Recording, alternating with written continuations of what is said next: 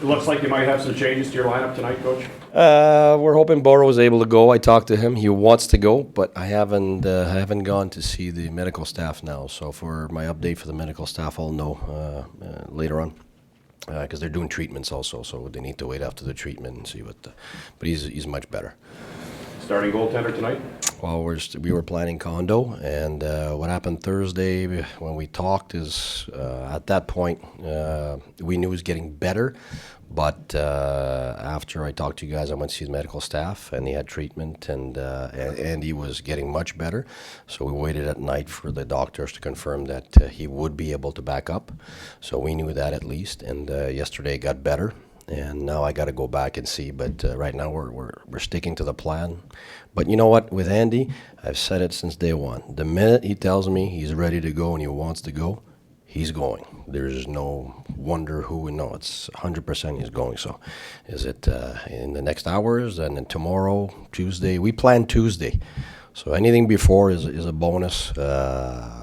We weren't expecting it. I'm still not expecting it, but going to see if it got better again today. So every day there's an increment in his improvement, and we'll see where that goes. Why did you dress him as a backup if he was good? Because we want to give him more time if we need to. But you might need him if he's a backup. So you may not have that time. Yeah, exactly. So right now, because he hasn't really had practice with the team much. This morning matters.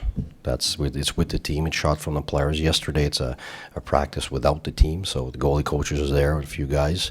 And now this morning he saw some game situations, and we'll see where that goes. But medically, it's enough to say that he can be on the bench and take some minutes. But we still needed yesterday and this morning to see where it's really at, if he could take more than that. But that's where it's at. Coach, have you seen a change in the style of play from Montreal since their coaching change? Oh, that's a dangerous one. They were good before. They were number one.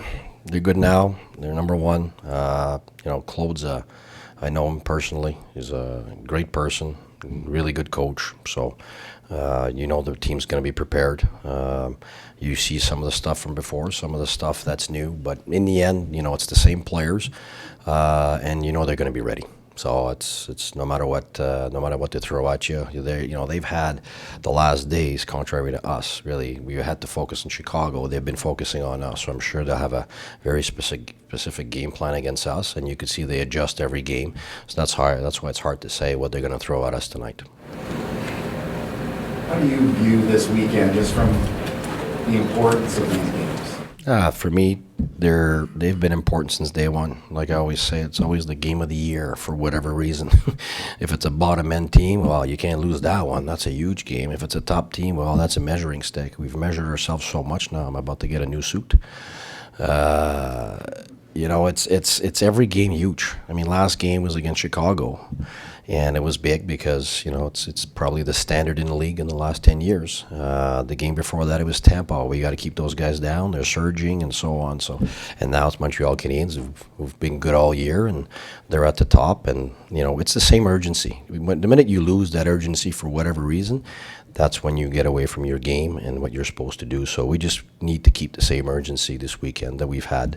I mean, the Chicago game, we were terrific. We played great. We just had a really good goaltender against us, and we were not very smart with our slashing penalties, and it cost us. And we got to be smarter that way. What kind of an impact, we know this, but in your words, does Boro have on a game when he plays?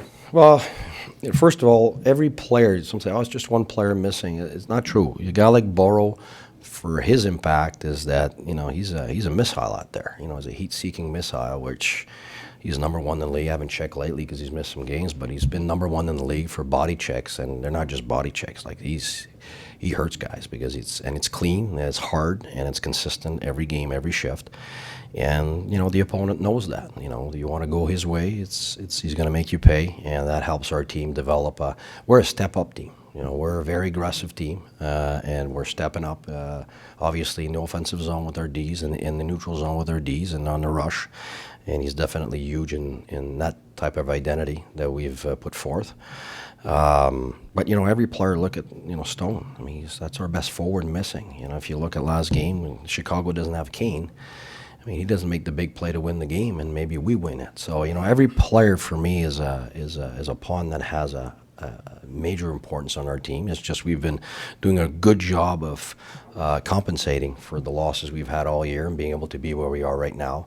But, while Burrow was missing, Clayson played very well. He gave us some goals.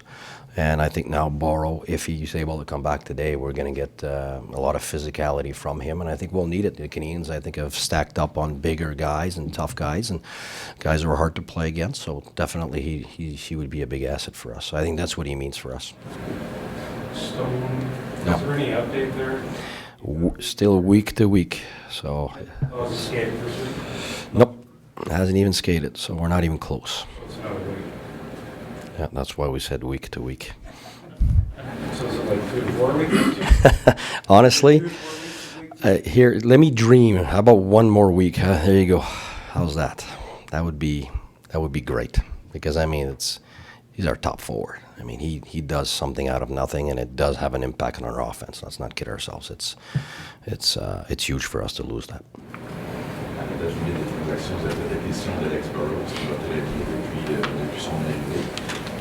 Ça arrive parfois que tard dans la saison comme ça, quand il y a une transaction, la chimie d'équipe est un peu débalancée, ou ça prend du temps à s'ajuster, puis ça en est tout de suite dans le bois avec les autres.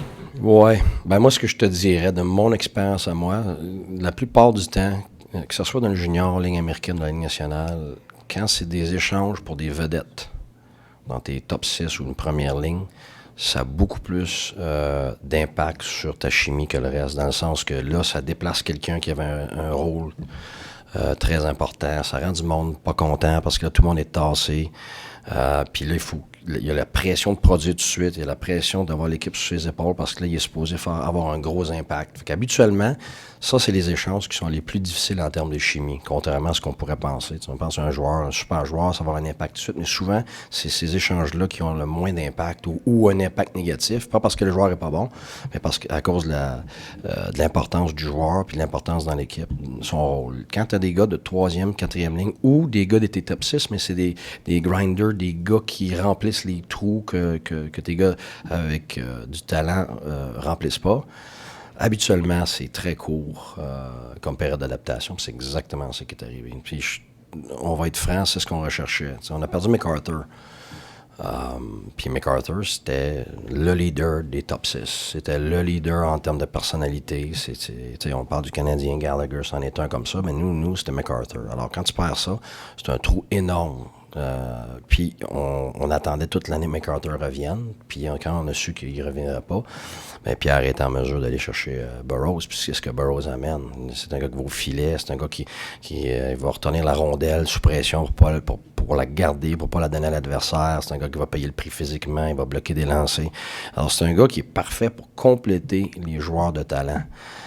Avec les meilleurs joueurs. Tu le mets sur l'avantage numérique devant le filet, est exceptionnel, 5 contre 5. Si on regarde, ça a beaucoup aidé notre identité d'aller payer le prix devant le filet parce que c'était une de nos grosses faiblesses ici. Ça s'est amélioré avec les joueurs qui étaient déjà ici. Mais lui, Stallberg, Wingles, 3 gars qui nous ont énormément aidés dans cette identité-là. Fait qu'on a beaucoup progressé. Alors notre offensive est beaucoup moins une offensive de périmètre et beaucoup plus une offensive de drive entre les points de mise au jeu. Puis ça, c'est ce que moi j'aime, c'est ce que je préconise parce que à la fin de l'année puis dans les playoffs, c'est juste ça. C'est tout ce que tu vas faire à l'intérieur des points de mise au jeu puis aux abords du gardien de but, c'est ce qui amène. Alors ce qui fait que c'est un morceau du puzzle qui était manquant. Il déplace pas quelqu'un. Il remplit un trou. Fait que ça a été une adaptation immédiate.